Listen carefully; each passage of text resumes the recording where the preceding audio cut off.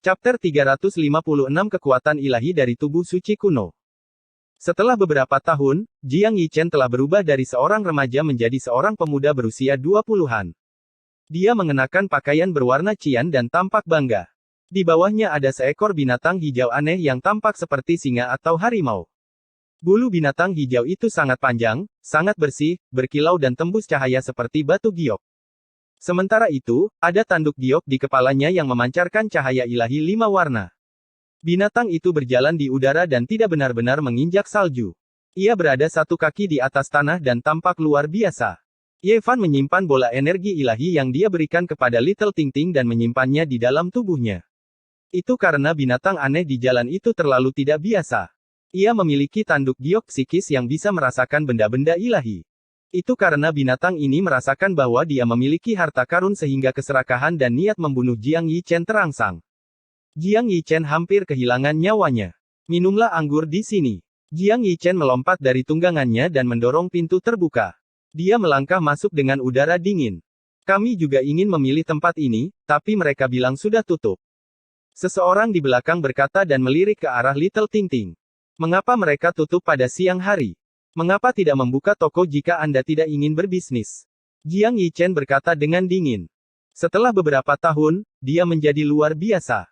Itu benar, tapi mereka bilang itu dibuka oleh kakek jenius dalam keluarga. Seseorang tertawa. Sepertinya dia mengipasi api. Pada saat ini, Jiang Yichen melihat ke dalam ruangan dan melirik Paman Jiang dan Ye Fan. Kemudian dia menatap Little Ting Ting dan berkata, "Itu kamu." "Halo, Kakak Yichen." Ting Ting kecil mengangkat wajahnya yang lembut dan berkata dengan suara yang tajam. Jiang Yichen tidak terlalu memperhatikannya. Dia duduk di depan meja, melihat-lihat menu dan mulai memesan makanan. "Kakak Yichen, kami tutup hari ini." Ting Ting kecil mendongak dan menjelaskan. Meskipun Jiang Yichen juga merupakan anggota Raja Abadi Jiang Taixu, dia sama sekali tidak dekat dengan Ting Ting kecil. Dia sangat dingin dan hampir mengabaikannya. Ketika Ye Fan melihat ini, dia menghela nafas dalam hati. Orang ini memang pada dasarnya dingin. Bertahun-tahun yang lalu, ketika mereka mencari Paman Jiang dan cucunya di sebuah kota kecil di wilayah selatan, Jiang Yifei dan Jiang Kexuan sangat sopan dan dengan tulus menyambut mereka. Pada saat itu, Jiang Yichen menunjukkan ekspresi menghina. Dia meremehkan segalanya dan sama sekali tidak peduli dengan mereka. Jiang Yichen memesan lebih dari selusin hidangan berturut-turut. Dia meletakkan menu dan berkata, "Oke, saya sudah selesai. Pergi dan masaklah. Kami tidak buka hari ini." Ting Ting kecil berkata dengan suara kecil. "Mengapa kamu tidak membuka toko?" Jiang Yichen meliriknya dan kemudian berkata kepada Paman Jiang, "Cepatlah." Ye Fan ingin menamparkan wajahnya. Orang ini tidak memiliki hubungan darah dengan Paman Jiang. Dia seharusnya memanggilnya kakek, tapi sekarang dia memperlakukannya seperti pelayan. Ting Ting tahu bahwa dia tidak bisa menyinggung perasaan Jiang Yichen karena dia memiliki status tinggi di keluarga Jiang. Hanya sedikit orang di generasi muda yang berani menantangnya. Keluarga Jiang dibagi menjadi 2 cabang. Salah satunya adalah cabang dari Dewa Suci, yang sangat kuat. Yang lainnya adalah keturunan Jiang Taixu yang abadi, yang semuanya kuat. Jiang Yichen adalah keturunan Jiang Taixu dan memiliki kakek buyut. Pada saat yang sama, dia sangat dekat dengan Dewa Suci. Di generasi yang lebih muda, kecuali Jiang Yifei dan beberapa orang lainnya, tidak ada yang bisa menekannya. "Kakak Yichen." Ting Ting kecil berbisik dan menatapnya. "Jangan panggil aku kakak." Jiang Yichen menyela dengan dingin dan berkata kepada Paman Jiang, "Tunggu apa lagi?" Jiang Yichen sama sekali tidak peduli dengan keluarga dan hubungan darah. Dia hanya memiliki penghinaan dan penghinaan. Membuka toko adalah bisnis. "Cepatlah." Seseorang bergema. "Cepat sajikan makanannya. Dia memberimu uang." Orang lain juga bercanda. Namun, yang lain tidak berani bertindak terlalu jauh. Status mereka tidak setinggi Jiang Yichen. Jika terjadi kesalahan, mereka pasti akan dihukum oleh keluarga. "Oke, tunggu sebentar. Aku akan segera memasak." Paman Jiang menarik Ting kecil ke samping dan tidak membiarkannya mengatakan apa-apa lagi. Dia takut cucunya akan dianiaya. Tiba-tiba, raungan panjang terdengar dari luar kota. Jiang Yichen dan yang lainnya semua berdiri dan segera bergegas keluar. "Ting Ting, Paman, aku akan membawa kalian pergi." Ye Fan melihat semua yang terjadi barusan dan hatinya bergejolak. Tidak, meninggalkan keluarga Jiang tanpa izin adalah kejahatan besar. Kamu akan diburu di seluruh dunia. Ting Ting kecil menggelengkan kepalanya dan berkata, "Sebenarnya, tidak apa-apa." Selain Jiang Yichen, kakak Yi Fei dan kakak Kexuan sangat baik padaku. Ye Fan memikirkannya dan mengangguk. Dia tidak terus bersikeras. Dia punya banyak cara untuk menyelesaikan masalah antara nenek dan cucunya. Jika dia tidak bisa menyelesaikannya, dia bisa langsung memberitahu bandit ke-9, Jiang Yi, yang merupakan saudara kandung Jiang Ze dan paman-paman Jiang. Kurasa tidak cocok bagi paman Jiang untuk tinggal di sini. Bukankah orang-orang Raja Ilahi Jiang Taixu membangun rumah besar untukmu di kota besar? Kakek bilang dia tidak terbiasa dan tidak merasa ada kebebasan seperti itu, jawab Ting Ting kecil. Ye Fan segera tersenyum dan berkata, paman Jiang sudah tua dan takut kesepian. Ini sangat mudah untuk dipecahkan. Undanglah beberapa orang dengan usia yang sama untuk tinggal di sana dan dia pasti akan terbiasa. Setelah bujukan Ye Fan, paman Jiang mengangguk. Itu memang seperti yang dikatakan Ye Fan. Ketika seseorang mencapai usia tua, mereka akan merasa kesepian dan tidak ingin tinggal sendirian di rumah besar. Hari itu, Ting Ting kecil membawa paman Jiang bersamanya dan pergi ke kota tetangga. Dia memberikan tempat tinggal dan makanan gratis kepada beberapa orang tua yang kesepian. Orang-orang itu secara alami bersedia melakukannya. Ye Fan tidak muncul. Ting Ting kecil melakukan segalanya. Dia tidak ingin orang lain menyadarinya karena akan membawa masalah bagi nenek dan cucunya. Kakak, kapan kamu akan datang menemui Ting Ting lagi? Mata Ting Ting kecil memerah dan dia enggan pergi. Tidak akan lama. Aku akan sering datang. Ye Fan tersenyum dan menepuk kepalanya. Dia menyegel sumber ilahi dan menyerahkannya kepada Ting Ting kecil. Dia tidak pergi ke mansion tetapi berbalik dan melangkah pergi. Kakak, jaga dirimu. Ting Ting kecil melambaikan tangan kecilnya di belakangnya dengan mata merah. Ting Ting, berkultivasi dengan baik. Aku akan menemukan buah takdir duniawi untukmu. Ye Fan menghilang dalam sekejap mata. Pada kenyataannya, dia tidak pergi. Sebaliknya, dia terus berjalan di sekitar area tersebut. Dia menghela nafas dalam hati. Jiang Yichen cukup licik. Dia benar-benar mengatur orang-orang untuk menonton di luar rumah paman Jiang. Saat itu, ketika rumah ini dibangun, orang-orang ini sudah muncul di sini, diam-diam menunggunya muncul. Jiang Yichen tahu hubungan antara dia dan nenek dan cucunya. Dia tahu bahwa dia memiliki tubuh suci orang-orang dahulu, jadi dia tidak pergi ke dunia luar untuk mencarinya. Meskipun paman Jiang tidak tinggal di sini di masa lalu, rumah itu sangat terkenal. Seseorang hanya perlu bertanya pada murid-murid jaminan keluarga Jiang untuk mengetahuinya.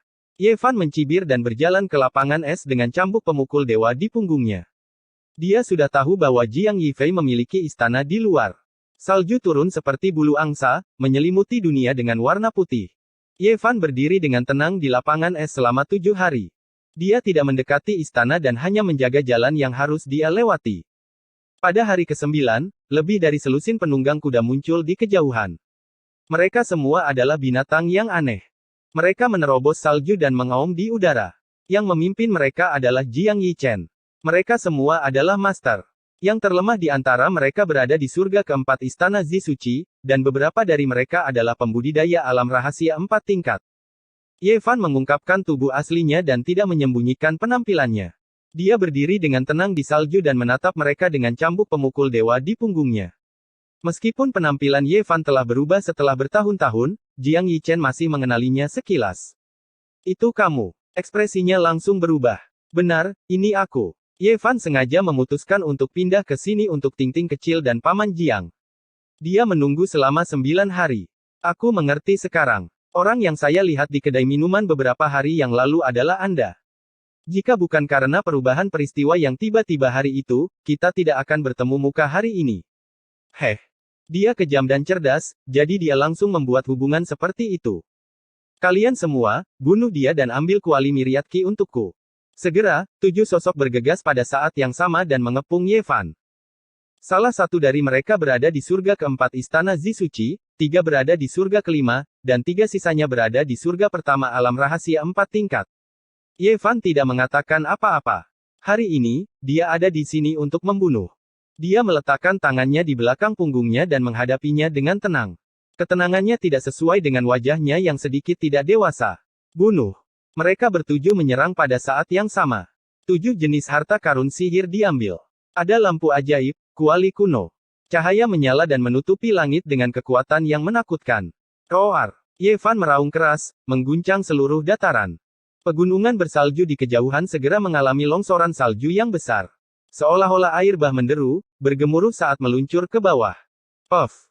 Kultivator di langit keempat istana Zi Suci langsung hancur. 3 pembudidaya di langit kelima istana Zi Suci terkena gelombang suara yang menakutkan dan jatuh ke tanah. Bahkan wajah mereka pucat. Ye Fan berubah menjadi seberkas cahaya keemasan dan bergegas maju. Kecepatannya begitu cepat sehingga membuat orang bergidik. Tinju emasnya tak terbendung dan tidak bisa dihancurkan. Semua harta karun ajaib di depannya hancur olehnya. Puff, puff, puff. 3 pembudidaya di langit kelima istana Zi Suci dihancurkan oleh 3 pukulannya dan berubah menjadi kabut darah. Jiwa mereka hancur dan mereka menghilang dari dunia. Ye Fan melayang ke udara dan bergegas menuju 3 orang kultivator di surga pertama alam rahasia 4 tingkat. Dia tidak mengeluarkan cambuk pemukul dewa tetapi menyerang mereka dengan kekuatan fisik murni. Bang, bang, bang. Serangkaian suara tabrakan terdengar. Tinju emas Ye Fan memiliki kekuatan untuk menghancurkan segalanya dan tidak ada yang bisa menghentikannya. Kaca, kaca. Semua harta karun ajaib dari 3 pembudidaya di surga pertama alam rahasia 4 tingkat berubah menjadi debu.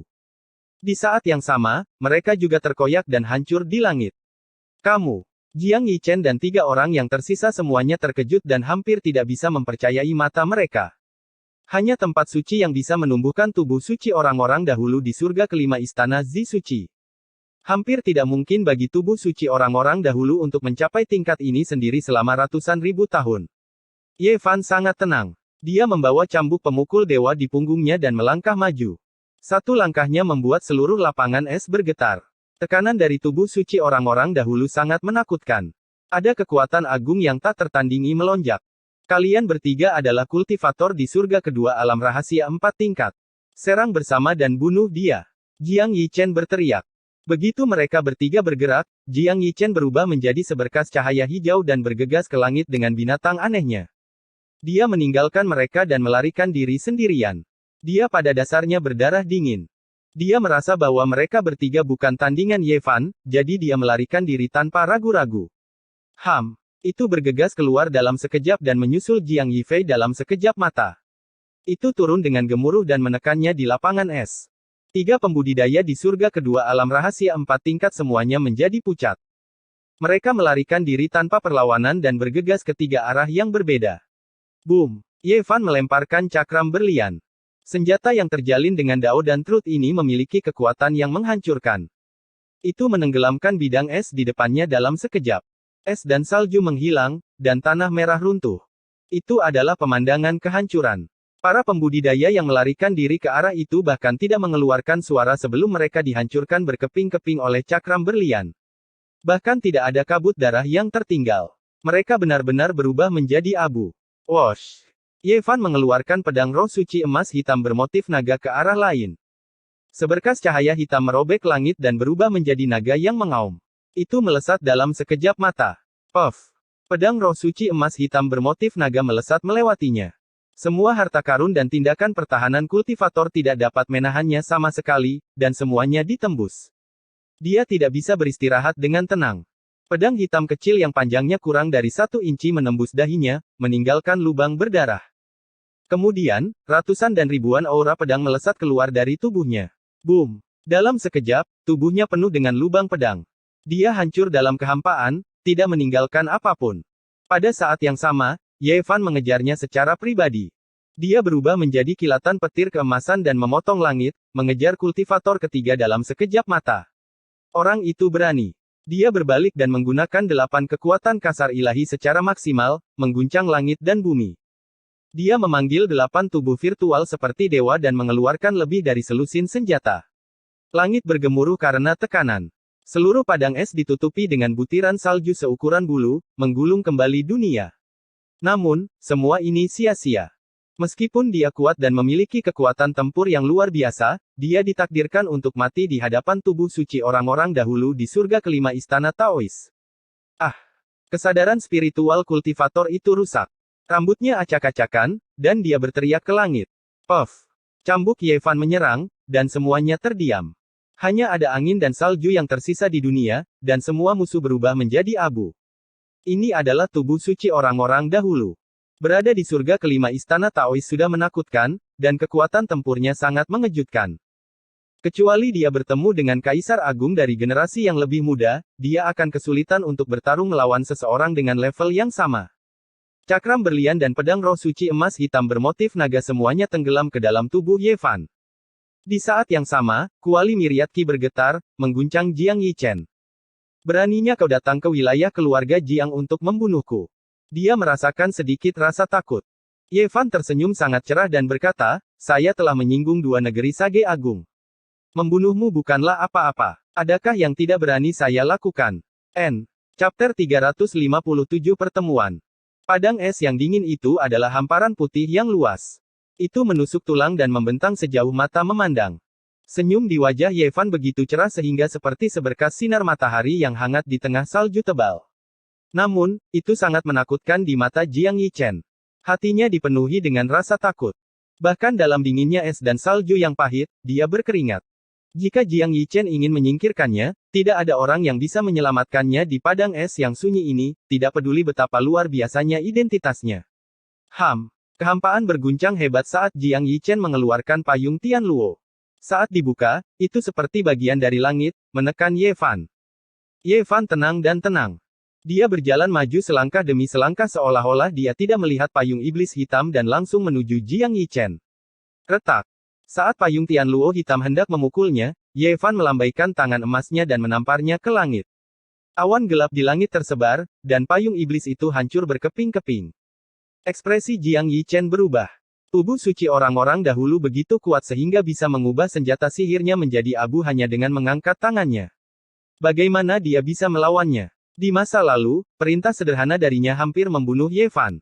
Sekarang, Ye Fan memberikan tekanan yang sama padanya, membuatnya merasakan siksaan yang mengerikan. Itu bahkan lebih menyakitkan daripada dipukuli sampai hancur. Pada saat ini, dia menderita semacam ketakutan yang luar biasa. Dentang, dentang, dentang. Puluhan ribu pedang berdering pada saat yang sama. Ribuan aura pedang menyinari seluruh lapangan es, menyilaukan dan menyilaukan. Setiap aura memiliki panjang lebih dari 10 meter dan setebal tangki air. Aura ilahi yang berkobar hampir menembus kehampaan dan bergegas ke Ye Fan, menenggelamkannya di dalamnya. Sayangnya, itu semua tidak berguna. Ye Fan tidak menghentikannya sama sekali. Tubuh suci orang-orang dahulu memancarkan cahaya keemasan. Di dunia putih es dan salju ini, dia seperti matahari yang menyilaukan. Pop, pop, pop. Ribuan aura pedang hancur inci demi inci di depan Ye Fan. Mereka tidak bisa berada dalam jarak 3 kaki darinya. Rambut hitamnya menari-nari tertiup angin, dan matanya jernih. Dia memiliki temperamen dunia lain. Diselimuti cahaya keemasan, dia seperti dewa yang berjalan di dunia. Kamu. Dengan goyangan tangannya, dia melemparkan labu berwarna ungu keemasan. Energi ungu mengalir ke langit, mewarnai es dan salju di langit menjadi ungu. Dengan cepat membesar, seolah-olah sebuah gunung besar menekan ke bawah. Labu ungu emas ini tidak biasa. Itu secara pribadi dimurnikan oleh kakeknya, dan itu sangat kuat. Ye Fan bisa melihatnya, tapi dia tetap tenang dan tenang. Dia mengulurkan tangan emas yang besar dan menamparkan. Bang! Labu ungu emas itu sebesar gunung, menyebabkan seluruh padang es bergetar. Namun, itu dengan mudah diraih oleh Ye Fan. Dengan jentikan telapak tangannya yang berwarna keemasan, cahaya ungu emas itu berkedip-kedip. Jiang Yichen mengeluarkan jeritan yang mengental darah. Rasa ilahi yang dia tinggalkan di labu itu terhapus, dan labu itu memiliki pemilik baru. Labu ungu emas itu menyusut menjadi 3 inci, muncul di telapak tangan Ye Fan. Itu berkilau dan tembus cahaya, cahaya ungu mengalir. 3 pertanyaan. Pertama, apakah ada orang di keluarga Jiang yang ingin menyakiti Ting-Ting kecil? Kedua, bisakah kakekmu melawan pemimpin suci keluarga Jiang? Ketiga, apa rahasia yang ditekan oleh keluarga Jiang dengan kuali alam semesta abadi? Ye Fan memperlihatkan seteguk gigi seputih salju dan mengajukan 3 pertanyaan. Jiang Yichen bermandikan keringat. Dia tahu bahwa Ye Fan melakukan ini dengan sengaja. Dia ingin dia mengalami rasa takut karena terancam mati. Hanya dalam beberapa tahun, Jiang Yichen telah tumbuh dewasa. Dia bukan lagi pemuda malang yang bisa dibunuh oleh beberapa ksatria. Sekarang tubuh suci orang-orang dahulu telah mencapai tingkat kelima istana Taois, dia berdiri di tengah angin dan salju, diselimuti cahaya keemasan. Dia seperti raja abadi yang bisa memandang rendah Jiang Yichen. Ekspresi Jiang Yichen berubah. Dia tidak mengucapkan sepatah kata pun. Dia tahu bahwa jika Ye Fan ingin membunuhnya, dia tidak akan bisa lepas dari kematian tidak peduli bagaimana dia menanggapinya. Ye Fan mendekat selangkah demi selangkah. Seolah-olah dia telah menjadi satu dengan langit dan bumi. Ada ritme alami dan menakutkan pada gerakannya. Dengan setiap langkah, bumi bergetar. Jiang Yichen hampir tercekik oleh tekanan. Akhirnya, dia membuka mulutnya dan memuntahkan seteguk darah. Pada saat itu, dia akhirnya pingsan. Seluruh tubuhnya tidak berdaya, dan dia jatuh ke tanah. Haha, Ye Fan tertawa terbahak-bahak. Wosh! Dengan kilatan cahaya, Ye Fan menggunakan labu emas ungu milik Jiang Yichen untuk menyedotnya dan menyegelnya sepenuhnya di dalam. Dia tidak ingin sepenuhnya memutuskan hubungan dengan keluarga Jiang. Kakek Jiang Yichen memiliki latar belakang yang kuat yang dapat bersaing dengan dewa. Tidak baik melangkah terlalu jauh sekarang. Dia takut orang-orang besar itu akan menggunakan cara khusus untuk melacaknya, jadi dia membiarkannya tetap hidup untuk saat ini. Semuanya akan tergantung pada bagaimana hal-hal berkembang di masa depan. Ye Fan menyingkirkan kuali itu. Ada seekor binatang aneh di dalamnya. Ia memiliki tanduk giok 5 warna di kepalanya dan bisa merasakan keberadaan harta karun roh. Binatang aneh semacam ini hampir punah dan sangat langka. Dia tidak membunuhnya karena akan sangat berguna di masa depan. Pada akhirnya, dia juga menyegelnya di dalam labu emas ungu. Para kultivator parubaya dari alam rahasia 4 tingkat dan para pemuda dari alam rahasia Istana Suci tidak memiliki apa-apa lagi. Entah itu harta karun dharma atau binatang aneh, mereka semua terhapus.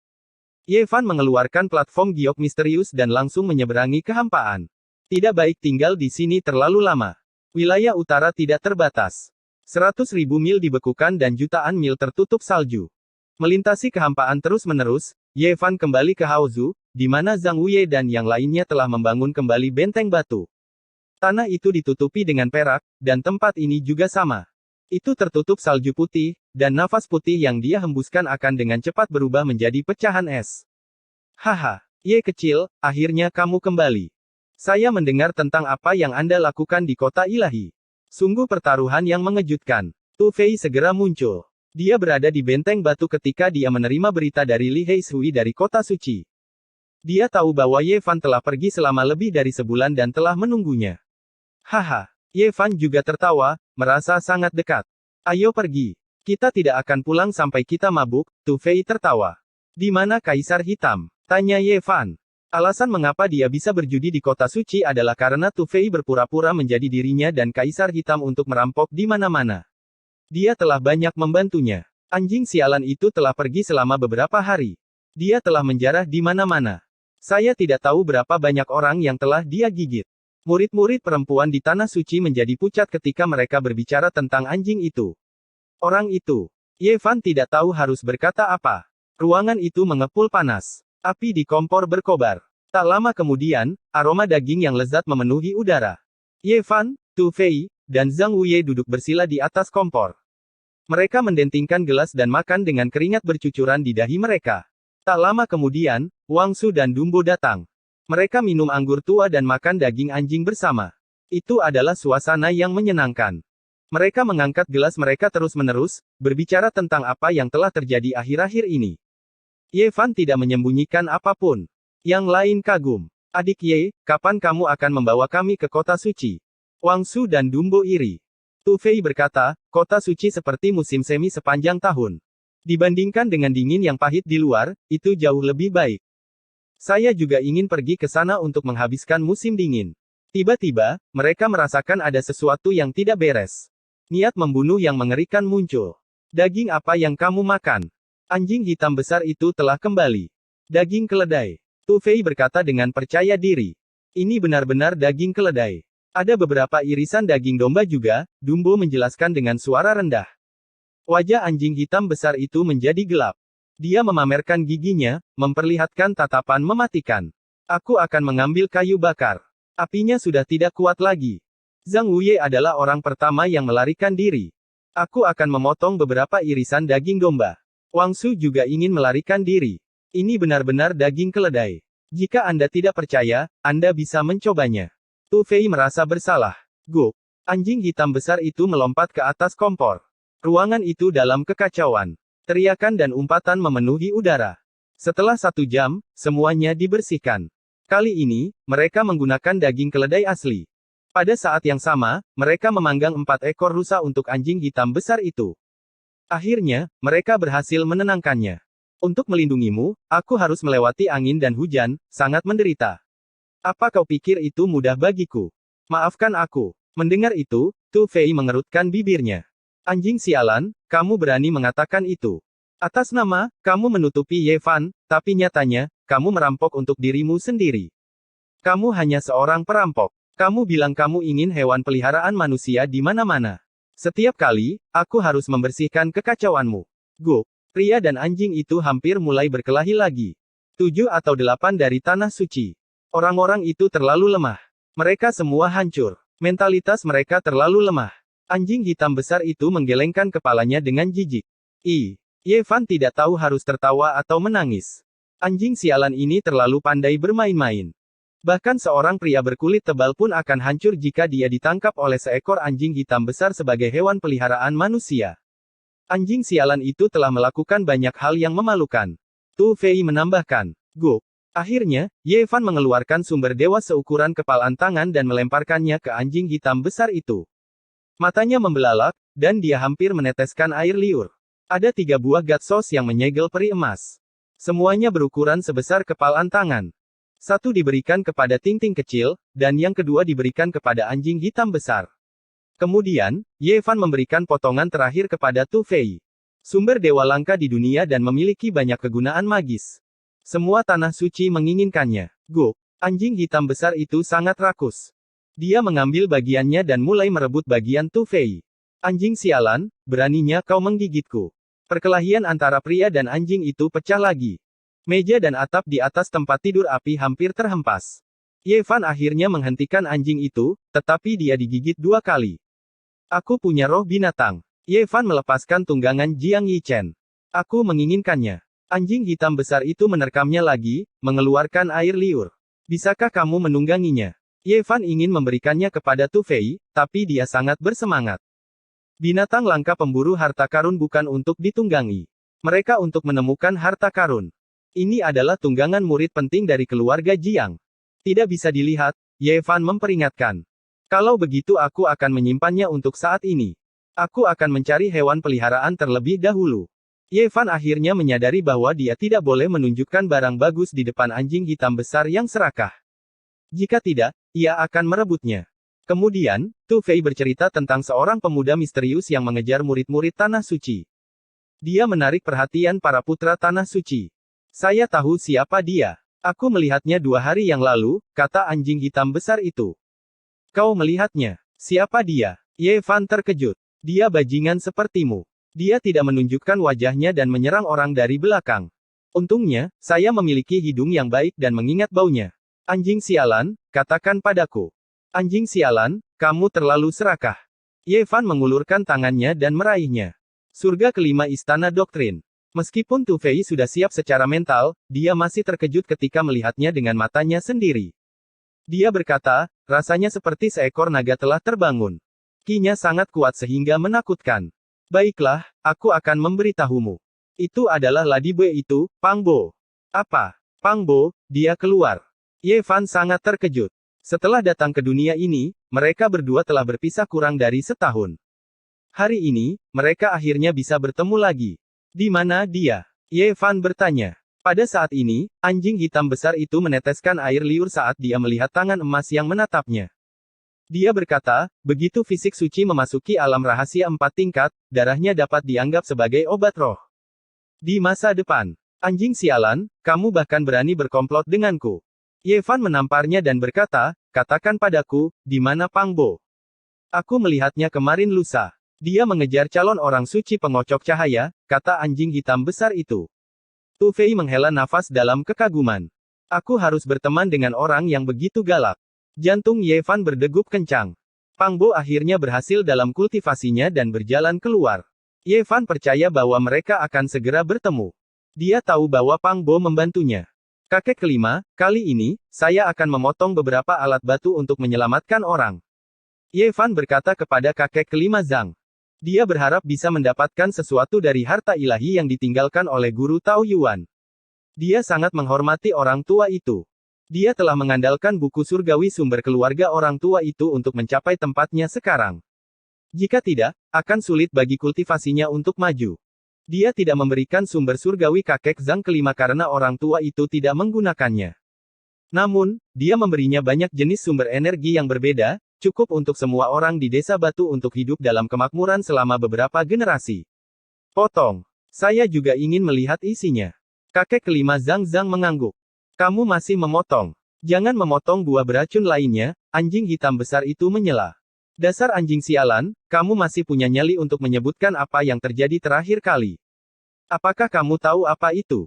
Kau menggigit ratusan ribu kilogram sumber energi dalam satu gigitan. Guk. Anjing hitam besar itu tiba-tiba melompat, ekspresinya penuh dengan keterkejutan. Lidahnya terjulur. Anjing hitam besar itu terperangah.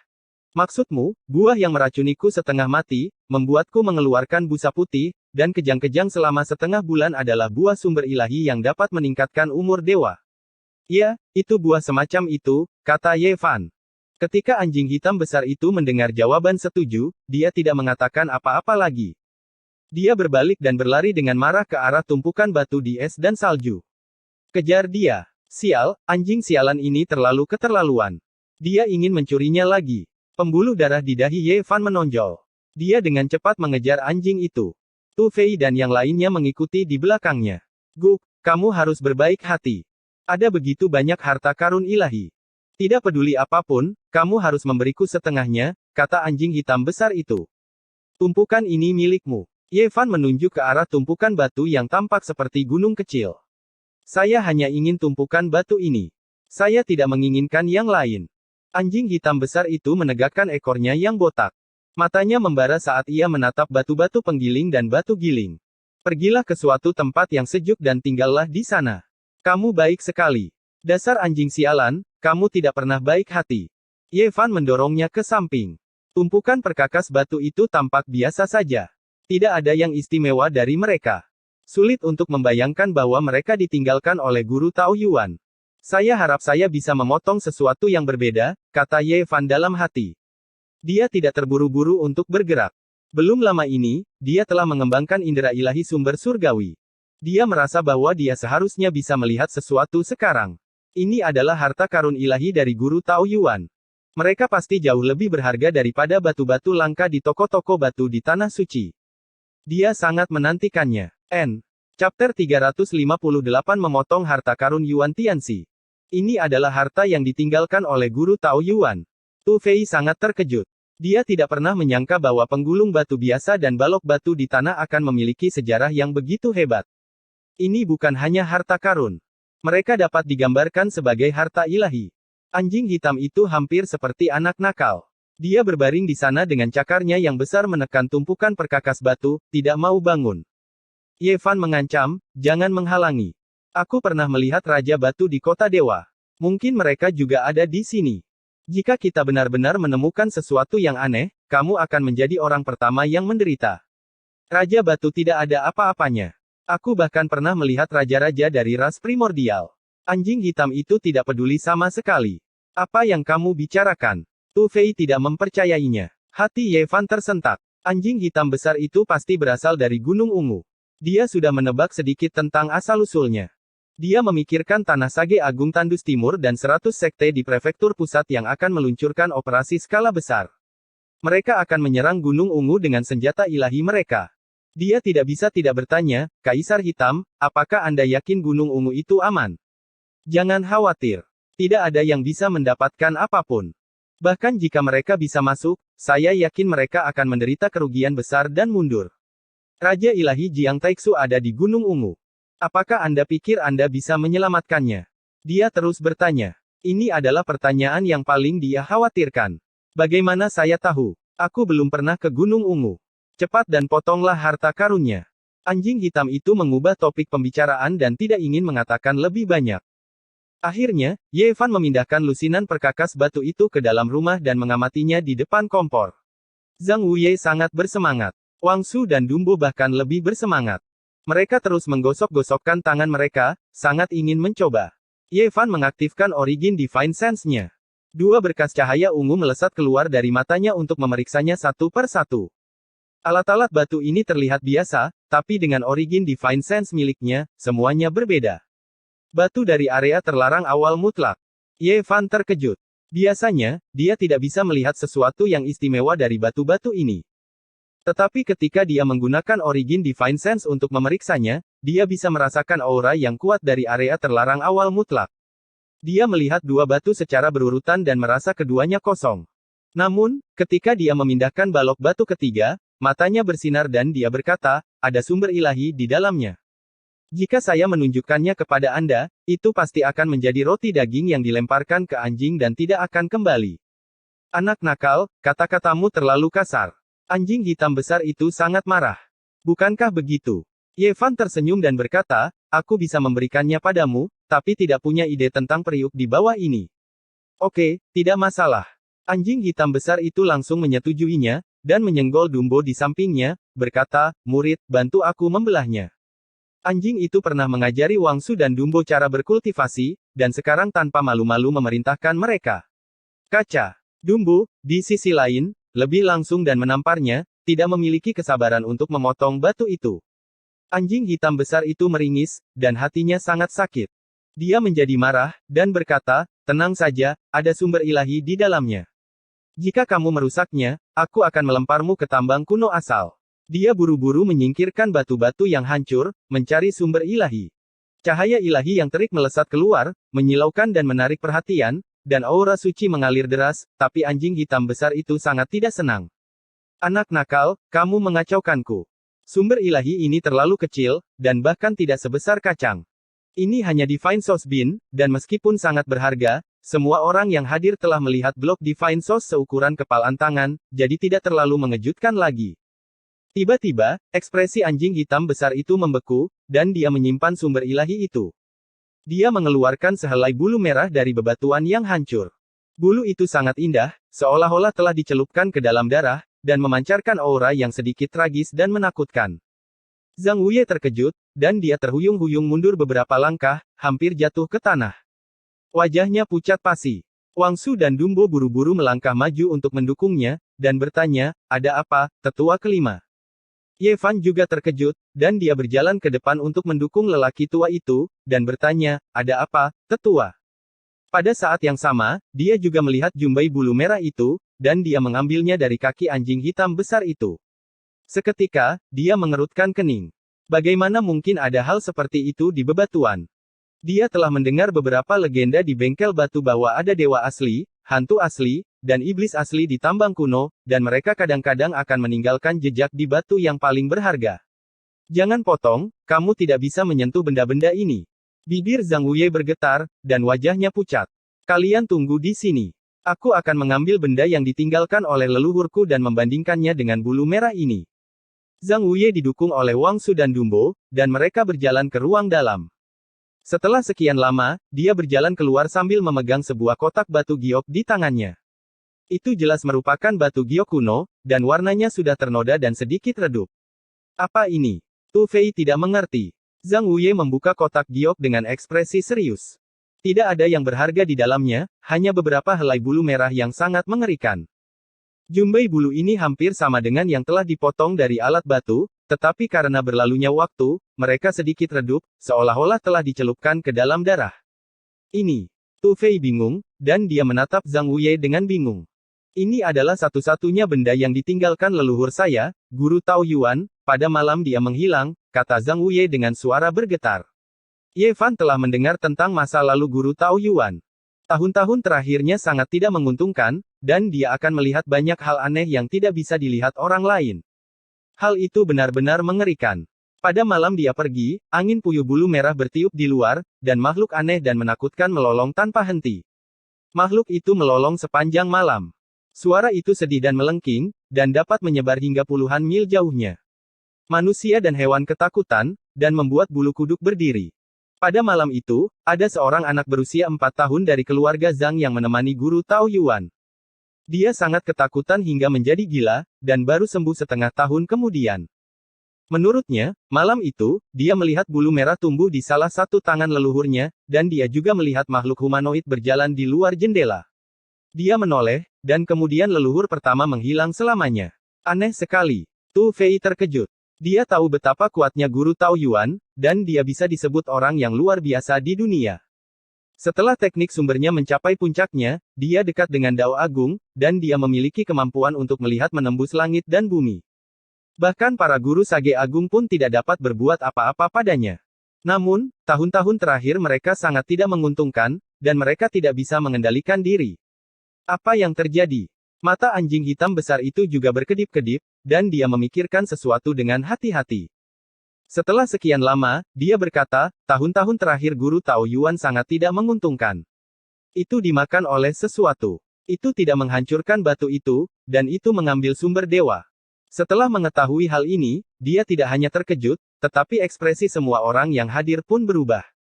Saya mengatakannya. Bagaimana mungkin hal-hal yang ditinggalkan oleh guru Tao Yuan menjadi biasa? Tapi itu dihancurkan oleh makhluk yang tidak dikenal. Wang Su sangat marah. Ekspresi Ye Fan serius, dan dia tidak mengatakan apa-apa. Dia berjongkok, dan dengan paksa menamparkan dua periuk yang telah ditentukan tidak berharga. Rol batu itu memang tidak ada apa-apanya, tapi balok batu itu sangat tidak biasa. Di tengahnya, ada sebuah buah batu. Ini. Jelas, esensinya telah habis, dan kemudian benar-benar membatu, kembali ke objek biasa. Buah apa ini? Ini jelas bukan benda biasa. Sayang sekali esensinya telah tersedot habis. Semua orang merasakan keseriusan situasi. Harta langka yang ditinggalkan oleh guru Tao Yuan telah diambil oleh orang lain. Nah, jangan potong. Periuk ini terkontaminasi dengan kekuatan iblis. Saya khawatir kamu akan menjadi seperti leluhur kita, dan sesuatu yang tidak menguntungkan akan terjadi padamu, nasihat Zhang Wuye. Ekspresinya sangat jelek. Tidak masalah. Itu pasti sesuatu yang terjadi pada malam itu 10.000 tahun yang lalu. Begitu banyak waktu telah berlalu, dan bahkan jika ada sesuatu, itu sudah menghilang. Ye Fan menggelengkan kepalanya. Kamu tidak mengerti apa yang saya maksud. Saya khawatir jika Anda terkontaminasi dengan aura semacam ini, Anda akan memprovokasi sesuatu di masa depan, seperti leluhur kita. Zhang Wuye berkata dengan suara gemetar. Usia tua yang menakutkan dari guru Tao Yuan. Apakah sesuatu terjadi padanya, atau apakah dia memprovokasi sesuatu? Kemana mereka pergi pada akhirnya? Tu Fei bergumam pada dirinya sendiri, lalu berkata, Ye kecil, kamu benar-benar harus berhati-hati. Guru Tao Yuan adalah orang yang luar biasa, tetapi dia masih tidak bisa lepas dari nasibnya yang menakutkan. Saya tidak takut. Saya ingin melihat hal-hal buruk seperti apa yang akan terjadi pada saya di masa depan. Segera setelah dia selesai berbicara, angin dingin berhembus di dalam ruangan. Rambut-rambut merah itu sepertinya tertarik oleh kekuatan yang menakutkan, jatuh ke tubuhnya. Melihat ini, bahkan anjing hitam besar itu membuka matanya lebar-lebar, dengan waspada mengamati sekelilingnya. Tidak mungkin, itu datang untukmu sekarang. Tu Fei terkejut. Bibir Zhang Wuye bergetar. Nasib leluhur kita. Apakah bencana itu akan terjadi lagi? Semua rambut merah hancur, berubah menjadi abu dan jatuh ke tanah. Tubuh Ye Fan tidak bernoda. Dia berkata, saya tidak percaya. Saya ingin melihat apa yang terjadi di masa depan. Baru saja, dia merasakan kekuatan yang tidak diketahui mencoba menyerang tubuhnya, tetapi ditolak oleh tubuh suci, yang menyempurnakannya sepenuhnya. Kalian mundur.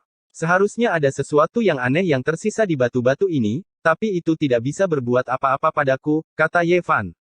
Ye Fan secara berurutan membelah beberapa batu giling, tapi semuanya kosong, tidak ada apa-apa di dalamnya. Apa yang ditinggalkan oleh guru Tao Yuan jelas merupakan harta karun ilahi. Esensi di dalam batu-batu ini belum tersedot. Mengapa mereka juga kosong? Tu Fei tidak mengerti. Zhang Wuye berkata, semua peralatan batu di benteng batu ada di sini. Tidak semuanya milik keluargaku. Biarkan aku memilih beberapa. Berdasarkan ingatannya, Zhang Wuye memilih lebih dari 10 peralatan batu. Semuanya adalah balok batu, kunci batu, dan platform batu. Semuanya adalah barang yang biasa digunakan. Ye Fan membelah batu-batu lainnya. Mereka semua kosong seperti yang diharapkan. Tidak ada apa-apa di dalamnya. Itu adalah peralatan batu dari keluarga lain di dalam benteng. Kaca. Dia memotong 4 peralatan batu, yang semuanya milik keluarga Zhang Wuye. Dia terkejut, tapi dia juga mengerutkan kening. Pasti ada harta karun langka di dalamnya, tapi intinya sudah lenyap. Di antara mereka, salah satu platform batu berlubang. Itu sebesar wastafel, dan ada beberapa pecahan dari sumber dewa. Ya dewa, baskom itu adalah bagian yang begitu besar dari sumber dewa. Ini adalah harta karun yang menghancurkan bumi. Sial, siapa yang mengambilnya? Tu Fei berseru. Mata anjing hitam besar itu membelalak. Kemudian, dia melolong dengan sedih, apakah ada keadilan? Kaisar ini ingin menggigit seseorang. Masih seperti itu. Masih ada rambut merah yang tersisa. Ekspresi Ye Fan serius. Meskipun bagian dalam alat batu lain tidak berlubang, ada tanaman aneh yang sudah membatu. Melihat ini, bahkan Ye Fan pun tidak bisa tetap tenang. Sangat mungkin bahwa ini adalah obat dewa zaman dahulu. Tidak ada satupun benda umum dalam perbendaharaan dewa yang ditinggalkan oleh guru Tao Yuan. Sial, itu adalah obat dewa, itu adalah obat dewa yang sudah ada sejak dahulu kala. Anjing hitam besar itu seperti kerasukan. Dia melompat-lompat, mengitari alat-alat batu dan melolong tanpa henti. Sialan, itu adalah obat dewa. Dia benar-benar menjadi gila. Saat Ye Fan melihat bagian dalam alat batu ketiga, dia juga ingin mengutuk. Dia juga memiliki keinginan untuk menjadi gila. Ini pasti buah takdir duniawi yang telah membatu. Ada manik batu sebesar mangkuk di dalam alat batu ini. Itu terlihat seperti buah asal mortal, tapi juga terlihat seperti bola naga. Itu jelas merupakan buah takdir duniawi yang juga dikenal sebagai bola naga palsu. Apa, buah takdir duniawi? Benda ini jelas tidak kalah dengan obat dewa abadi. Go! Ketika anjing hitam besar mendengar ini, dia sangat marah sehingga dia terus berteriak. Wajah Tu Fei juga dipenuhi dengan keterkejutan dan penyesalan. Dia bergumam, Guru Tao Yuan benar-benar menentang alam. Dia dengan santai meninggalkan beberapa alat batu, dan semuanya seperti ini. Mereka benar-benar bisa disebut perbendaharaan ilahi, tapi... Sial, hal menakutkan apa yang sampai di sini lebih dulu. Meskipun Zhang Wuye, Wang Su, dan Dumbo tidak benar-benar memahami harta karun langka ini, mereka dapat merasakan emosi Ye Fan dan yang lainnya, dan mereka tahu bahwa ini pasti harta karun ilahi yang tak tertandingi. Obat dewa abadi dan buah takdir duniawi adalah dua hal yang paling didambakan oleh Ye Fan. Mereka bisa menyelamatkan nyawa Ting-Ting kecil, tapi vitalitas mereka telah tersedot, membuatnya merasa sangat kecewa. Harta karun ilahi yang ditinggalkan oleh Guru Tao Yuan sebenarnya kosong, menyebabkan dia dipenuhi dengan penyesalan. Semua ini benar-benar sangat disayangkan. Di alat batu keempat, ada pohon kecil yang membatu. Ekspresi semua orang mati rasa. Mereka tidak perlu berpikir untuk mengetahui bahwa ini jelas merupakan harta karun ilahi yang menentang alam. Hati kaisar ini berdarah. Dengan sifat serakah anjing hitam besar itu, ini memang perasaannya yang sebenarnya. Apakah masih ada keadilan di dunia ini? Perbendaharaan ilahi Guru Tao Yuan, apa yang sebenarnya mencurinya? Tu Fei juga penuh dengan penyesalan. Jika semua hal ini muncul, pasti akan mengejutkan dunia. Belum lagi para guru suci dari semua tanah suci, bahkan kaisar besar prefektur tengah harus sujud dan memohon kepada mereka. Faktanya, tidak ada yang pernah mendengar ada orang yang berhasil menemukannya. Namun, harta karun ilahi yang ditinggalkan oleh mantan guru Tao Yuan sebenarnya adalah harta karun ilahi yang menentang alam. Memikirkannya saja sudah sangat mengejutkan. Setelah terus-menerus memotong beberapa alat batu, mereka menemukan bahwa itu semua adalah harta yang tak tertandingi. Tidak ada yang bisa tetap tenang, dan mereka dipenuhi dengan keengganan. Jika benda-benda ini muncul bersama, saya khawatir bahkan langit tidak akan mentolerirnya, karena masing-masing dari mereka bisa melawan langit dan mengubah nasib seseorang. Ye Fan berangsur-angsur menjadi tenang. Jika dia benar-benar mendapatkan obat-obatan dewa abadi ini, dia akan merasa bahwa itu tidak realistis. Itu benar-benar tidak realistis. Sekarang saya percaya bahwa memang ada bajingan di dunia gaib. Sungguh sembrono menyia-nyiakan harta dewa. Anjing hitam besar itu sangat kesal. Hasil seperti ini membuat semua orang menghela nafas. Zhang Wuye tiba-tiba angkat bicara, dan berkata, bukankah kita sudah memotong buah asal fana terakhir kali? Mungkin masih ada beberapa yang terlewat, dan tidak semuanya dihancurkan. Hanya ada 8 perkakas batu milik keluarga Zhang Wuye, yang juga merupakan perbendaharaan ilahi Guru Tao Yuan. Apakah benar-benar ada harta karun yang tak tertandingi di antara batu-batu ini? Beberapa dari mereka tidak yakin. Potong mereka, potong semuanya. Saya merasa bahwa kita mungkin telah melewatkan beberapa harta karun ilahi yang tak tertandingi. Itu bahkan mungkin merupakan obat dewa abadi. Anjing hitam besar itu mendesak Ye Fan untuk memotongnya. Dia tidak menginginkan apapun selain segera memotong harta yang tak tertandingi. Chapter 359 Iblis Besar Pangbo. Langit berkabut, dan salju melolong. Kayu bakar di perapian berderak, dan apinya berkedip-kedip. Ruangan itu sangat hangat. Mereka menjaga 8 periuk, siap untuk membelahnya. Kalian mundur. Ye Fan memberi isyarat agar mereka mundur. Meskipun sudah lebih dari 10.000 tahun, batu-batu ini masih memiliki kekuatan yang aneh. Retak. Periuk pertama terbelah, dan beberapa bubuk abu-abu mengalir keluar dari batu seperti pasir, menaburkannya ke tanah. Apa ini? Mereka mendekat dan saling memandang, tidak tahu apa itu. Pasti sesuatu yang baik. Tapi esensinya telah tersedot, hanya menyisakan bubuknya saja. Jika tidak, itu akan menjadi item ilahi yang bisa menyelamatkan orang mati. Bahkan Ye Fan tidak tahu apa itu. Tapi dia tidak perlu tahu, karena itu telah kehilangan nilainya. Setelah memotong 4 periuk, inti batu itu berlubang atau membatu, dan intinya hilang. Ketika periuk kelima dibelah, aliran udara dingin mengalir keluar. Itu bahkan lebih dingin dari dunia es di luar jendela, membuat jantung orang berdebar. Sesuatu yang baik keluar. Akhirnya, itu tidak hampa lagi, kata Tu Fei dengan heran. Mata anjing hitam besar itu berbinar. Dia berjongkok sedikit, siap menerkam dan merebutnya. Ye Fan menyipitkan mata ke arahnya dan berkata, jaga sikapmu. Jangan mencoba merebut semuanya. Jangan khawatir. Saya tidak melakukan hal-hal yang tidak jujur seperti itu. Anjing hitam besar itu tampak tidak berbahaya. Krek. Sayatan kedua dibuat, dan celahnya melebar. Udara dingin bahkan lebih menusuk tulang. Pada saat yang sama, beberapa cahaya suci melesat keluar. Ini benar-benar sesuatu yang bagus. Tu Fei berseru. Zhang Wuye, Wang Su, dan Dumbo juga terkejut. Mereka semua membuka mata lebar-lebar, menatap periuk di tangan Ye Fan.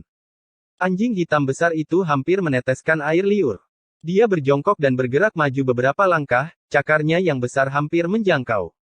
Tu Fei berkata dengan marah, aku tahu kamu tidak punya ide bagus. Apakah kamu benar-benar ingin merebutnya? Anjing hitam besar itu menunjukkan wajah menghina dan berkata, apakah saya orang seperti itu? Saya tidak pernah melakukan hal-hal seperti itu. Saya selalu memenangkan hati orang dengan kebajikan. Kamu ingin memenangkan hati orang dengan kebajikan. Ye Fan tidak bisa diganggu untuk menyerangnya. Ye Fan tidak mengatakan apa-apa lagi. Serangan ketiga mendarat. Cahaya ilahi mengalir keluar dari periuk dan mewarnainya dengan kilau keemasan yang samar. Ruangan itu sangat dingin, dan mereka merasa seolah-olah telah jatuh ke dalam rumah es. Ada yang tidak beres. Ada sesuatu yang aneh terjadi. Jangan bergerak. Anjing hitam besar itu tiba-tiba berkata. Orang-orang di dalam ruangan terkejut. Tu Fei dan yang lainnya harus mundur. Apa yang kamu temukan? Zhang Wuye bertanya. Anjing hitam besar itu tidak menjawab. Dia memiliki kepala persegi dan telinga besar, dan ekspresi serius muncul di wajahnya. Matanya sebesar lonceng tembaga, dan matanya benar-benar bulat. Dia menjulurkan lehernya ke depan dan menggoyangkan kakinya. Mother of Asterisker. Anjing sialan itu jahat. Dia ingin merampok harta karun itu. Tu Fei berteriak. Anjing hitam besar itu sangat tidak baik. Dia sengaja mencoba menakut-nakuti mereka. Dia tiba-tiba menerkam periuk dan berlari keluar dengan periuk di mulutnya. Gerakannya sangat cepat. Tu Fei sangat marah. Zhang Wuye, Wang Su, dan Dumbo juga tercengang. Mereka semua ingin meninjunya, tapi anjing hitam besar itu sangat licin. Dia berlari seperti gumpalan asap, dan tidak ada yang bisa menghentikannya. Kejar dia. Anjing jahat ini bahkan berani merampok rakyatnya sendiri. Tu Fei berteriak. Jangan kejar dia. Tidak ada yang baik di sana. Ye Fan tersenyum. Oh. Hampir pada saat yang sama, Kaisar Hitam berteriak seolah-olah seseorang telah menginjak ekor botaknya. Suaranya sangat melengking, dan membuat semua serigala liar yang berada dalam jarak puluhan mil ketakutan. Mereka keluar dari ruangan dan melihat anjing hitam besar itu berbusa di mulutnya. Semua bulu di tubuhnya berdiri, dan dia tampak seperti landak. Jelas sekali, dia ketakutan. Anak nakal, apa kamu melihatnya tadi? Teriak anjing hitam besar itu dengan marah. Apa yang kulihat? Kata Ye Fan sambil tersenyum. Kamu menipuku. Wajah anjing hitam besar itu berubah menjadi hijau, dan dia terus muntah. Saat mereka mendekatinya, Dumbo mendorong periuk yang pecah, dan sebuah kepala meluncur keluar sekaligus. Semua orang mundur. Hanya Kaisar Hitam yang terbaring di atas salju dan muntah-muntah. Dia hampir memuntahkan kantung empedunya. Baru saja, dia mengunyah periuk dan hampir menelan kepalanya. Ya dewa, bagaimana bisa ada benda seperti itu di dalam periuk? Wang Su berteriak. Zhang Wuye dan Dumbo mundur, dan mereka hampir duduk di tanah. Apakah ini makhluk purba? Tu Fei terkejut. Di antara pecahan batu, ada beberapa pecahan bola energi dewa, yang berkilauan di atas salju dan membuat kepalanya terlihat lebih ganas. Anak nakal, apa kamu sengaja melakukannya? Anjing hitam besar itu menatap Ye Fan dengan tatapan membunuh. Aku belum memotongnya. Kamu mengambilnya sendiri, kata Ye Fan. Kamu pantas mendapatkannya. Siapa yang menyuruhmu begitu serakah? Kamu menyambar harta karun itu saat kamu melihatnya. Kamu yang memintanya, kata Tu Fei. Guk, guk, guk. Anjing hitam itu bingung dan jengkel. Dia berteriak, dan desa batu itu kacau balau. Baiklah, berhenti berteriak. Kamu bahkan telah menarik serigala betina. Kamu pantas mendapatkannya karena serakah. Tidak ada yang bersimpati padanya. Mereka semua tertawa, dan bahkan Zhang Wuye menggelengkan kepalanya. Anjing hitam besar itu sangat tertekan. Dia tahu dia salah, jadi dia tidak keluar. Dia menggigit salju dan bergumam, sial, aku sangat pintar dan kuat. Kenapa aku selalu sial? Anjing yang sangat licik. Dia yang terbaik. Saya tidak bisa berkata-kata. Mereka menggelengkan kepala, berusaha untuk tidak tertawa. Setelah pemeriksaan yang cermat, mereka menemukan bahwa kepala itu seharusnya disegel dalam sepotong bola energi dewa. Sayangnya, energi dewa telah dimakan oleh makhluk mengerikan, dan hanya kepala yang keriput yang tersisa. Kepala itu tidak memiliki nilai, jadi Dumbo menemukan tempat untuk menguburnya. Ye Fan dan yang lainnya kembali ke rumah. Anjing hitam besar itu memiliki ekspresi muram di wajahnya, dan dia juga masuk ke dalam ruangan dengan kepala terkulai. Melihatnya seperti ini, mereka tidak bisa menahan tawa terbahak-bahak. Apa yang kamu tertawakan? Anjing hitam besar itu memutar matanya, dan ekornya yang botak berdiri tegak. Kemudian, dia berjongkok di tanah dan menatap artefak batu keenam dengan matanya yang besar. Retak. Ye Fan membelah artefak batu keenam. Aroma samar keluar, dan beberapa cairan mengalir keluar. Seharusnya kali ini ada sesuatu yang bagus, kan? Mata anjing hitam besar itu membelalak lagi, tapi kali ini dia tidak berani merebutnya. Bawakan aku artefak giok itu, kata Ye Fan. Tu Fei memberinya botol batu giok putih. Itu berkilau dan tembus cahaya.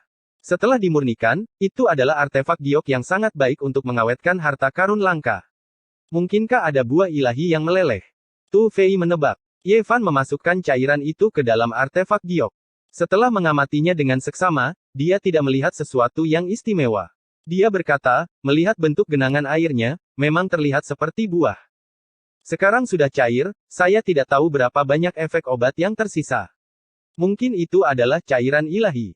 Mata anjing hitam besar itu berkedip. Jelas sekali bahwa dia sedang melakukan hal yang tidak baik. Jangan berpikiran buruk. Apakah kamu ingin aku mencicipinya? Kata Ye Fan sambil tersenyum. Anjing hitam besar itu tergoda. Namun, memikirkan bagaimana dia diracuni sampai mati ketika dia mencoba merebut buah asal fana, dia tidak akan memakannya apapun yang terjadi. Dia menggelengkan kepalanya dengan tegas dan berkata, jangan coba-coba. Biarkan aku menyimpannya untukmu terlebih dahulu. Jangan pernah memikirkannya. Ye Fan tidak memberinya kesempatan untuk merebutnya. Dengan sekejap, dia memasukkannya ke dalam tubuhnya. Meskipun dia tidak tahu banyak tentang cairan ini, dia bisa membawanya ke kota dewa dan bertanya. Barang-barang antik tua itu pasti tahu tentang itu. Mungkin itu adalah harta karun yang langka. Ada dua artefak batu yang tersisa. Ye Fan mengetuknya dengan ringan dan memotong salah satunya. Ada sesuatu. Apa itu? Mengapa terlihat seperti kantong empedu? Apakah itu organ dari makhluk purba? Semua orang yang ada di ruangan itu terkejut. Itu adalah kantong empedu berwarna ungu seukuran kenari. Itu tidak disegel di sumber dewa, tetapi penuh dengan energi kehidupan. Organ makhluk kuno. Itu tidak disegel di sumber dewa, jadi seharusnya busuk. Tu Fei tidak mengerti. Ini adalah kantong empedu batu. Itu tumbuh dari batu. Ye Fan sangat bersemangat. Apa gunanya? Biarkan anjing serakah ini merasakannya. Lagi pula sulit untuk meracuninya, kata Tu Fei. Sial, kenapa kamu tidak punya selera? Anjing hitam besar itu memamerkan giginya. Memikirkan pengalaman terakhir, sudut mulutnya bergerak-gerak. Kantung empedu batu semacam ini sangat berguna bagiku. Ini dapat membantu saya mengembangkan indera ilahi sumber surgawi ke tingkat yang sempurna. Ye Fan dengan hati-hati mengambil kantong empedu batu ungu di tangannya. Dia sangat bersemangat. Mata surgawi dan mata dunia bawah adalah jenis mata surgawi. Mereka dilahirkan secara alami. Sulit untuk memiliki mata surgawi setelah indera ilahi sumber surgawi mencapai tingkat kesempurnaan. Indera ilahi sumber surgawi dapat menjadi mata surgawi ketika mencapai tingkat kesempurnaan. Setiap generasi guru Tao Yuan memiliki tianmu terkuat, yang dapat melihat melalui ilusi dan melihat asal mula. Sayang sekali warnanya ungu, bukan emas. Itu belum matang. Itu sama berharganya dengan buah esensi fana. Itu tidak sebagus ramuan ilahi kuno. Ye Fan sedikit menyesal. Dia berpikir sejenak dan berkata, untungnya, itu tidak terluka. Kita bisa menyegelnya terlebih dahulu. Di masa depan, kita bisa menggunakan sumber dewa untuk memberinya esensi untuk mendewasakannya. Kantung empedu batu itu adalah harta yang tak ternilai bagi guru Tao Yuan. Dia tidak bisa menukarnya dengan apapun. Itu bisa membantu sumber surgawi mencapai tingkat kesempurnaan. Guru Tao Yuan yang asli tidak perlu menggunakan teknik aslinya untuk melihat melalui tambang kuno bumi. Dia bisa bergerak tanpa hambatan di dunia. Jika ada rahasia di dalam origin, dia bisa menembusnya. Hanya ada satu periuk yang tersisa. Ye Fan mengayunkan pisaunya, tapi dia tidak bisa memotong apapun. Itu kosong. Harta karun itu hilang. Meskipun mereka sudah siap secara mental, mereka masih kecewa. Harta yang ditinggalkan oleh guru Tao Yuan sangat menghancurkan. Mereka semua adalah harta ilahi yang menantang surga. Sayangnya, beberapa makhluk menakutkan telah menjarahnya terlebih dahulu. Tidak ada yang tersisa. Berpikir tentang hal itu, tak peduli apakah itu buah esensi fana atau kantung empedu batu ungu, mereka belum matang. Mereka pasti lebih buruk 10.000 tahun yang lalu. Itu sebabnya mereka diawetkan. Sayang sekali. Tumpukan harta karun seperti itu dihancurkan. Tu Fei penuh dengan penyesalan. Kali ini, selain kantong empedu batu, mereka juga mendapatkan sebotol cairan yang tidak diketahui. Meskipun mereka tidak dapat memperkirakan nilainya, Ye Fan sangat menantikannya. Mungkin itu akan menjadi harta karun yang menghancurkan bumi. Di malam hari, ketika badai salju berhenti, sesosok pria tangguh muncul di desa batu. Itu adalah Pang Bo. Seperti namanya, dia memiliki aura yang agung. Dia memiliki alis yang tebal, mata yang besar, dan tubuh yang besar. Lengannya setebal kaki orang lain. Hari ini, dia telah membudidayakan kitab suci kuno Dewa Iblis, jadi dia memiliki aura khusus. Dia kuat dan tajam. Matanya cerah dan bersemangat. Dia seperti dewa klan iblis yang telah turun ke dunia ini. Kesadaran jiwa Ye Fan sangat sensitif. Mereka sangat akrab satu sama lain. Dia langsung merasakan aura yang lain. Dengan beberapa langkah, dia berada beberapa ratus meter jauhnya. Dia berdiri di depan desa batu untuk menyambutnya. Pang Bo, Yezi. Bertemu lagi, keduanya tertawa. Di dunia ini, memiliki teman dari kampung halaman yang sama dengan mereka adalah anugerah terbesar dari surga. Mereka tidak perlu bersikap sopan. Ketika mereka bertemu satu sama lain, mereka saling meninju beberapa kali. Ye Fan bertanya, bagaimana kamu menemukan tempat ini? 2 hari yang lalu, ketika saya mengejar calon orang suci alam pengocok cahaya, saya melihat anjing Anda. Dia memberitahuku tempat ini, kata Pang Bo sambil tersenyum. Meskipun dia memiliki aura dewa iblis, dia tetaplah Pang Bo yang dulu. Temperamennya tidak banyak berubah. Dia hanya lebih agung sekarang. Kulit perunggunya berkilau dengan cahaya yang berharga. Guk, siapa anjingnya? Anjing hitam besar itu sangat marah sampai-sampai berlari keluar rumah dengan ekor botaknya terangkat. Ye Fan berkata, anjing terkutuk itu hanya mengatakan padaku bahwa ia melihatmu. Dia tidak mengatakan bahwa kamu akan datang. Itu pasti setelah kitab suci kuno Dewa Iblis. Saudaraku, kamu sangat galak. Kamu mengejar orang suci dari tanah suci sendirian. Kamu adalah teladan bagi generasi kita. Aku mengagumimu. Tu Fei tertawa dan berjalan keluar rumah untuk menyambutnya. Jarang sekali melihat orang sepertimu. Hari ini, kita harus minum sepuasnya. Meskipun Ye Fan dan Pang Bo sudah lama tidak bertemu satu sama lain, mereka sama sekali tidak merasa seperti orang asing. Di dunia ini, mereka jelas merupakan orang yang paling dekat. Haha, Pang Bo juga tertawa. Dia bisa melihat bahwa Tu Fei dan Ye Fan memiliki hubungan khusus. Tentu saja, dia memberinya wajah dan berkata, malam ini, kita tidak akan berhenti sampai kita mabuk. Bagus. Aku akan menemukan seseorang untuk menyiapkan daging anjing hitam. Tu Fei tertawa. Dia menyukai Pang Bo. Guk. Sialan. Anjing terkutuk, jangan gigit aku. Aku akan menyiapkan daging kambing dan keledai. Oke. Mereka semua tertawa. Tidak lama kemudian, hidangan panas disajikan. Ada kaki domba panggang berwarna keemasan dan sayap ayam yang renyah.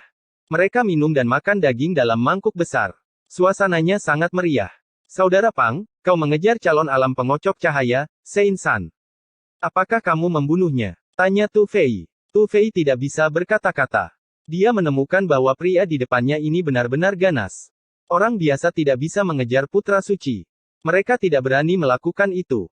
Dia berlari ke istana salju dan tidak ingin keluar. Dia mendapat perlindungan dari sekte besar. Kalau tidak, dia pasti sudah dibunuh, jelas Pang Bo. Kakak Pang, kau berani mengejar para orang suci.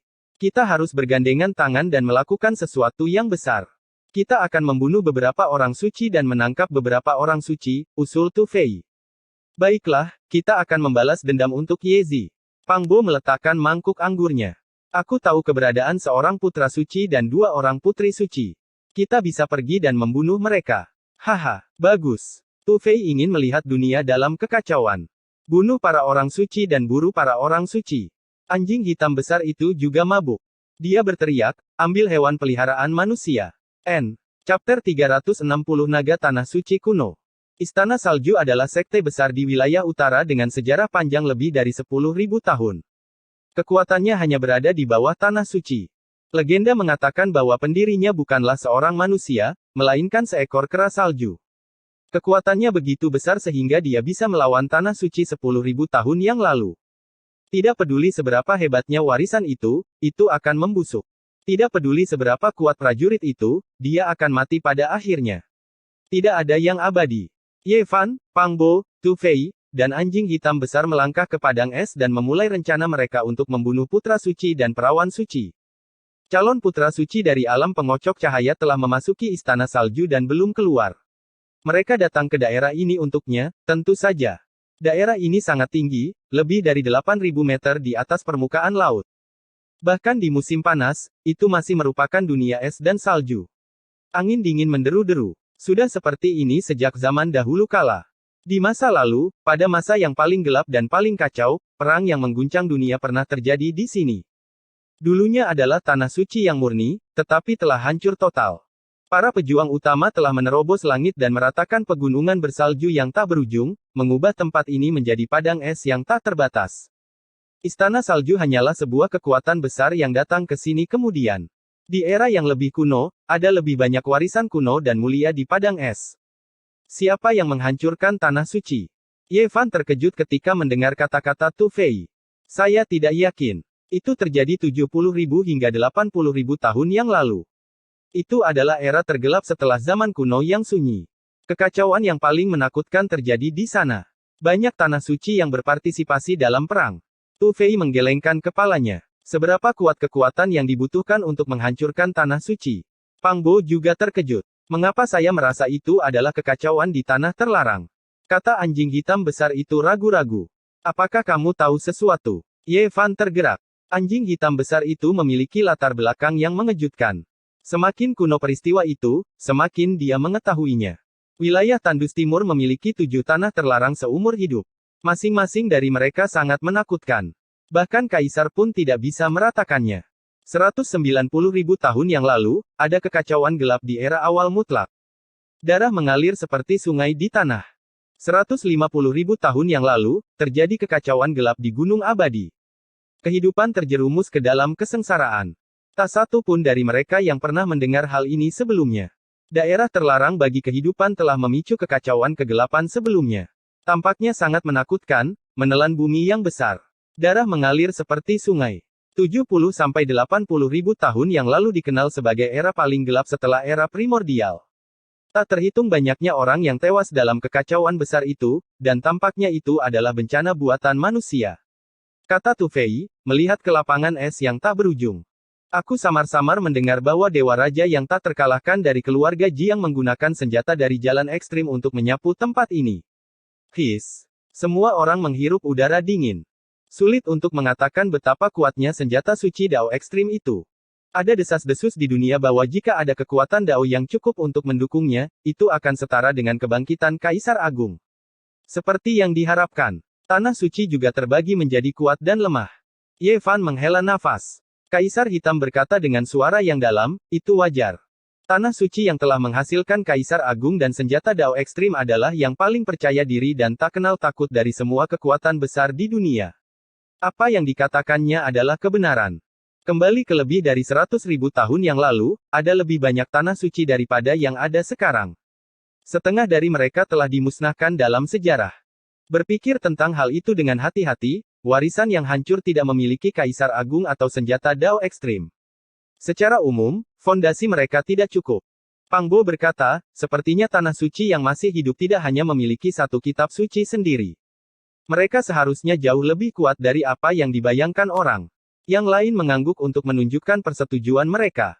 Semakin mereka tahu, semakin mereka berpikir bahwa tanah suci sangat kuat dan sangat berbahaya. Setelah 1 jam, mereka tiba di tempat terdalam di padang es. Mereka melihat sebuah gunung bersalju yang menjulang tinggi hingga mencapai langit. Itu adalah hamparan putih yang luas. Tu Fei menjelaskan, menurut legenda, 70 hingga 80 ribu tahun yang lalu, tidak ada padang es. Itu hanya gunung bersalju yang tak berujung. Rumornya, seorang raja dewa dari keluarga Jiang menggunakan senjata Dao ekstrim untuk menyapu seluruh area. Akhirnya, tempat itu menjadi seperti sekarang ini. Hanya gunung bersalju ini yang tersisa, yang jaraknya kurang dari 100 mil. Itu hanya sisa-sisa. Puncak gunung itu begitu tinggi sehingga sulit untuk dilihat. Itu menembus langit di mana istana salju berada. Setiap gunung bersalju memiliki istana salju yang megah.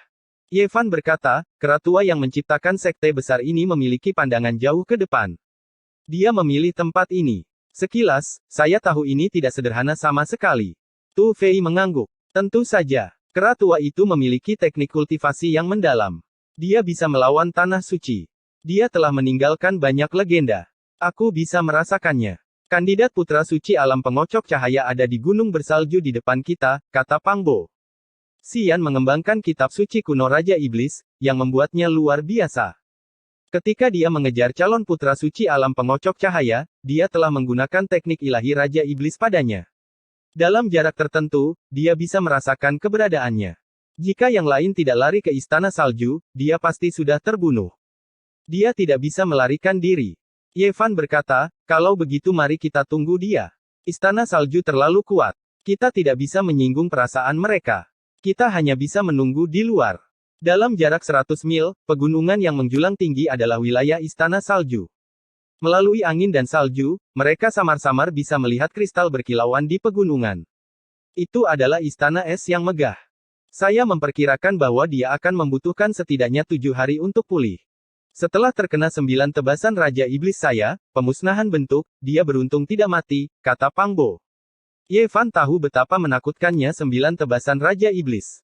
Hari itu di Aula Abadi, dia dan Kaisar Hitam hampir mati dalam pertempuran melawan monster tua teratai hijau. Pada saat ini, mata Kaisar Hitam membara dengan semangat ketika dia mendengar kata-kata, 9 tebasan Raja Iblis. Dia ingin mendorong Pang Bo ke bawah dan menginterogasinya tentang kitab suci kuno. Kita tidak perlu menunggu apa-apa. Aku mendapat laporan rahasia bahwa pendeta wanita dari rumah ungu akan mengunjungi istana salju dan kemudian pergi ke kota dewa.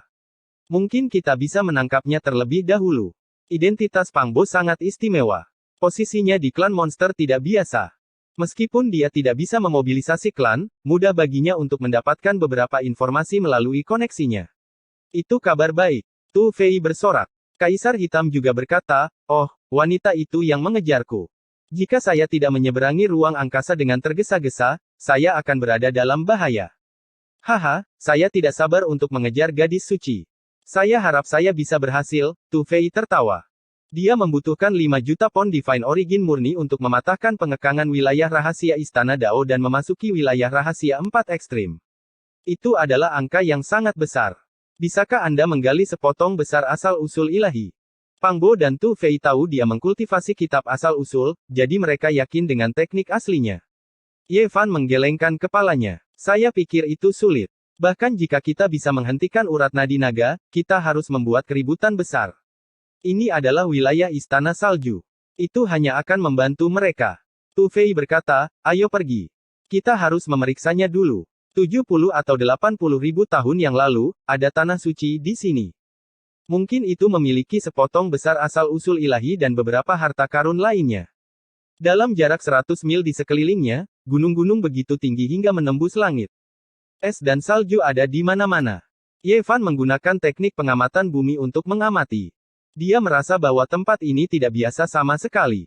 Mungkin ada urat nadi naga besar dengan sepotong besar Divine Origin. Sepertinya berada di balik gunung. Kita harus memutar. Butiran salju yang tebal seperti bulu angsa, memukau mata orang-orang. Hawa dingin di dalam gunung bersalju terasa menusuk hingga ke tulang. Pang Bo menggunakan teknik ilahi Raja Binatang untuk mengamati. Sepertinya tidak ada seorang pun dari istana salju di balik gunung itu. Aku tahu itu. Rumor itu benar. Tu Fei tersenyum. Pendiri sekte itu adalah seekor kera tua. Sekte ini merawat kera salju secara khusus. Gunung salju dengan keliling 100 mil cukup besar bagi istana salju untuk membangun lapangan pelatihan. Dikatakan bahwa bagian belakang gunung disediakan untuk sekelompok kera salju. Tidak ada murid yang berlatih di sini. Mengetahui hal ini, mereka sangat senang. Mereka memutuskan untuk memasuki bagian belakang gunung dan menjelajah dengan hati-hati. Jika mereka bisa menggali sepotong besar asal-usul ilahi, itu akan menjadi keberuntungan besar. Pasti ada naga besar di sini. Ye Fan terkejut. Mereka memasuki bagian belakang gunung dan memasuki puncak bersalju. Melintasi tanah bersalju, Ye Fan menggunakan teknik asli untuk melihat melalui ilusi dan menangkap aura naga. Ada aliran aura naga yang sangat kuat di bawah tanah. Itu pasti urat nadi naga tertinggi. Ye Fan menatap. Puncak bersalju terhubung bersama seperti tulang naga besar, memancarkan aura yang megah. Apa yang kita tunggu? Ayo kita gali, ajak anjing hitam besar itu. Matanya bersinar dengan cahaya hijau. Aku khawatir urat nadi naga ini aneh. Mungkin itu adalah keluarga kekaisaran kuno jauh. Periksa dengan seksama. Kami akan memutuskan setelah kami melihatnya dengan jelas, kata Tu Fei. Ye Fan dan yang lainnya terus masuk lebih dalam dan mengamati gunung salju. Ye Fan hampir yakin bahwa ada benda suci yang luar biasa di bawah tanah. Medan seperti ini adalah nirwana naga sejati. Ye Fan ketakutan. Kitab langit asli memiliki medan semacam ini, yang terkait dengan yin dan yang, hidup dan mati. Itu sangat misterius. Apakah ada sesuatu yang istimewa? Tanya Pang Bo. Benar-benar misterius. Jika tidak ada makhluk hidup di dalamnya, mungkin kita bisa mendapatkan harta karun yang besar. Bagaimana jika ada makhluk immortal? Tanya Tu Fei. Itu pasti tempat yang sangat berbahaya. Itu adalah sarang kerajaan dari ras immortal. Kita tidak bisa menyentuhnya. Ye Fan tegas. Bau apa itu? Ini sangat harum. Anjing hitam besar itu tiba-tiba mengangkat kepalanya, tampak terkejut. Benarkah? Kenapa aku tidak mencium baunya? Pang Bo merasa skeptis. Jangan bandingkan dirimu dengannya. Hidung anjing adalah yang paling sensitif. Apalagi anjing sialan ini dengan latar belakang besar, kata Tu Fei. Go. Anjing hitam besar itu memamerkan giginya, tapi dia tidak menggigit. Dia mengendus dan berkata, mungkin semacam harta karun surga dan bumi akan segera matang. Kemudian, dia berlari dengan gila-gilaan melewati gunung salju. Ye Fan, Pang Bo, dan Tu Fei mengikutinya. Setelah lebih dari 10 mil, mereka juga mencium aroma itu. Hidung anjing sialan ini sangat sensitif. Berdiri di atas angin, ia bisa mencium wangi dari jarak lebih dari 10 mil. 3 orang lainnya hanya bisa berseru kagum. Aroma yang memikat itu berasal dari lembah salju. Ketika mereka tiba, mereka terkejut. Ada banyak makhluk berbentuk manusia di lembah itu. Tubuh mereka ditutupi dengan bulu seputih salju. Mereka adalah kera salju. Mereka terlahir dengan kekuatan yang tak terbatas. Tidak lama setelah mereka lahir, mereka bisa mencabik-cabik singa dan harimau. Mereka pasti binatang iblis. Saya khawatir ada kera tua yang telah berkultivasi ke alam yang tinggi. Tu Fei terkejut. Yang lebih mengejutkan mereka adalah ada aura naga yang berputar-putar di sekitar lembah salju. Di tengah lembah, ada beberapa tumbuhan roh yang tumbuh di salju, bersinar dengan cahaya hijau. Masing-masing dari mereka memiliki buah emas. Ada 6 tumbuhan roh, bersinar dengan cahaya hijau. Tingginya sekitar 1 kaki, dan masing-masing memiliki buah sepanjang setengah kaki. Mereka berwarna keemasan dan sebening kristal seperti naga sungguhan. Mereka sangat luar biasa. Itu adalah buah naga sumber. Ye Fan terkejut. Dia bahkan lebih yakin bahwa ada naga besar di bawah tanah. Apa itu buah naga sumber? Itu semacam ramuan ajaib yang tumbuh di bawah nutrisi aura naga. Meskipun buahnya tidak bisa dibandingkan dengan obat dewa abadi, itu jelas merupakan obat roh tingkat atas. Mereka menghitung dan merasa akan sulit untuk memetik buah roh semacam ini. Ada terlalu banyak kera salju. Jika mereka marah, istana salju akan diberitahu. Ada gua salju di depan kita. Ada juga aura naga yang keluar darinya. Mata Pang Bo sangat tajam.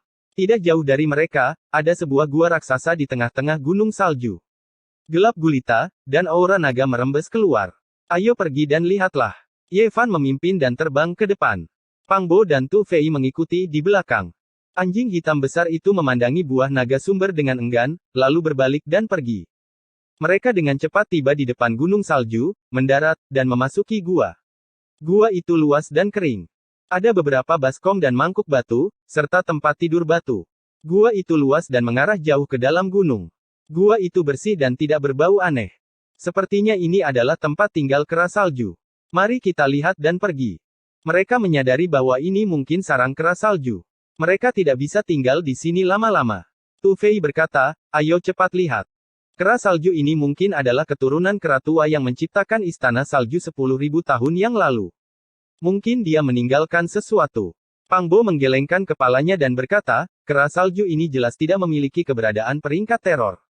Saya tidak berpikir mereka memiliki harta karun. Ada aura naga yang merembes keluar dari tempat ini.